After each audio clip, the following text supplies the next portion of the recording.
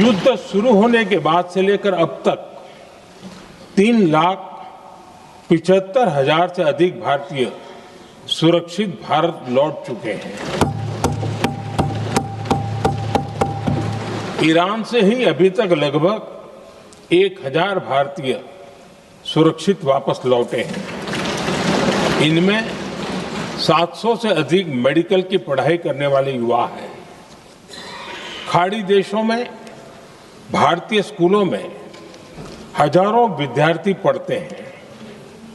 CBSE ने ऐसे सभी भारतीय स्कूलों में होने वाली कक्षा 10वीं और 12वीं की निर्धारित परीक्षाओं को रद्द कर दिया है।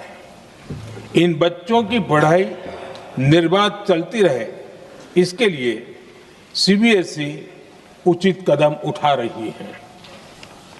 यानी सरकार संवेदनशील भी है, सतर्क भी है और हर सहायता के लिए तत्पर भी है। माननीय अध्यक्ष जी, भारत में बड़ी मात्रा में कच्चा तेल, गैस और फर्टिलाइजर जैसी अनेक जरूरी चीजें हॉर्मुज स्ट्रेट के रास्ते से आती हैं। युद्ध के बाद से ही हॉर्मुज स्ट्रेट में जहाजों का आना जाना बहुत चुनौतीपूर्ण हो गया है।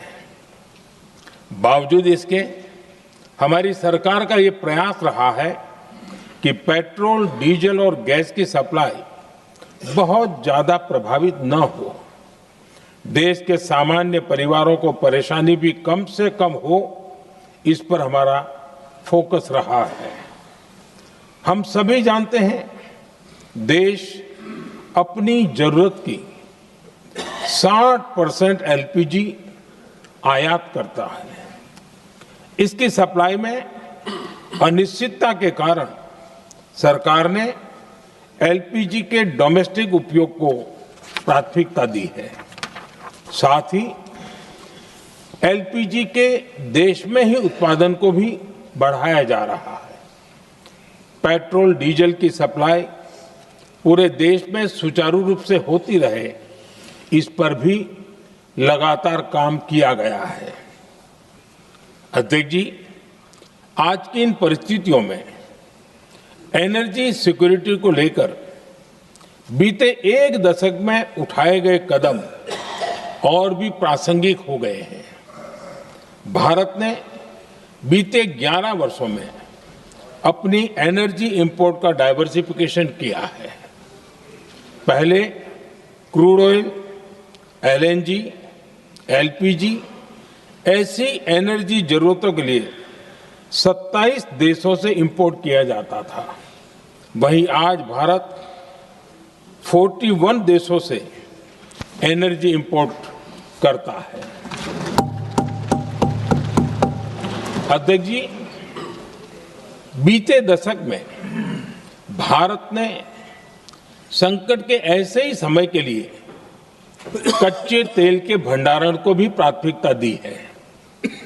आज भारत के पास 53 लाख मीट्रिक टन से अधिक का स्ट्रेटेजिक पेट्रोलियम रिजर्व है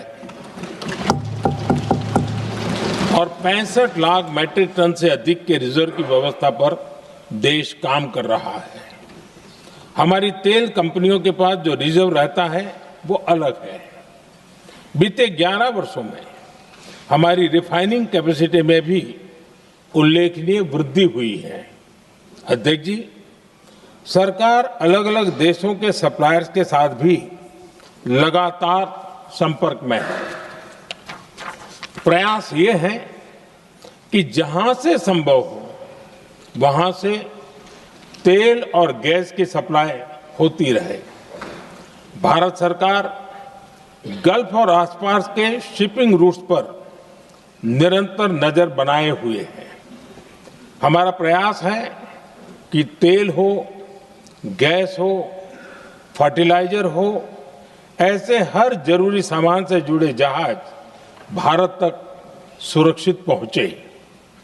हम अपने सभी वैश्विक सहयोगियों के साथ निरंतर संवाद कर रहे हैं ताकि हमारे मैरीटाइम कॉरिडोर सुरक्षित रहे। ऐसे प्रयासों के कारण बीते दिनों हॉर्मुज स्ट्रेट में फंसे हमारे कई जहाज भारत आए भी हैं।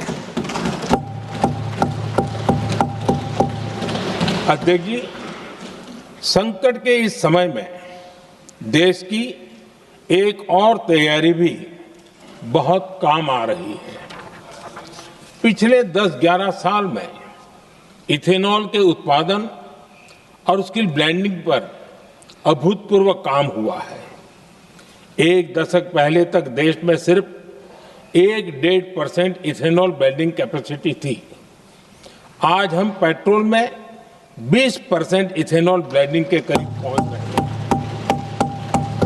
इसके कारण प्रति वर्ष करीब 4.5 करोड़ बैरल कम ऑयल इंपोर्ट करना पड़ रहा है। ऐसे ही रेलवे के बिजलीकरण से भी बहुत बड़ा फायदा हो रहा है। अगर रेलवे का इतना बिजलीकरण न होता तो हर साल करीब 180 करोड़ लीटर डीजल अतिरिक्त लगता। ऐसे ही हमने मेट्रो का नेटवर्क बढ़ाया है। 2014 में जहां देश में मेट्रो नेटवर्क 250 किलोमीटर से भी कम था, आज ये बढ़कर करीब 1100 किलोमीटर हो गया है।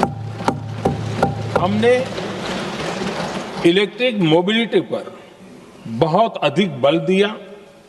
केंद्र सरकार ने राज्यों को 15,000 इलेक्ट्रिक बसें चलाने के लिए दी हैं। आज जिस स्केल पर वैकल्पिक ईंधन पर काम हो रहा है, उससे भारत का भविष्य और सुरक्षित होगा।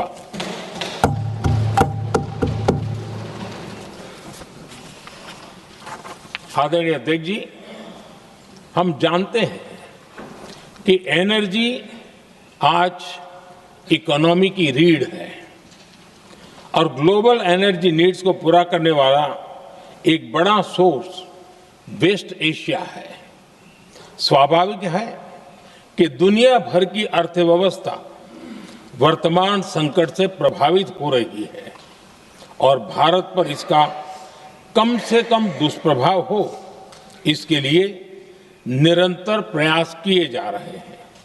सरकार इसके शॉर्ट टर्म, मीडियम टर्म और लॉन्ग टर्म ऐसे हर असर के लिए एक रणनीति के साथ काम कर रही है। आज भारत की इकोनॉमी के फंडामेंटल्स मजबूत है। इससे भी देश को बहुत मदद मिली है। हम हर सेक्टर के स्टेक होल्डर्स के साथ चर्चा कर रहे हैं।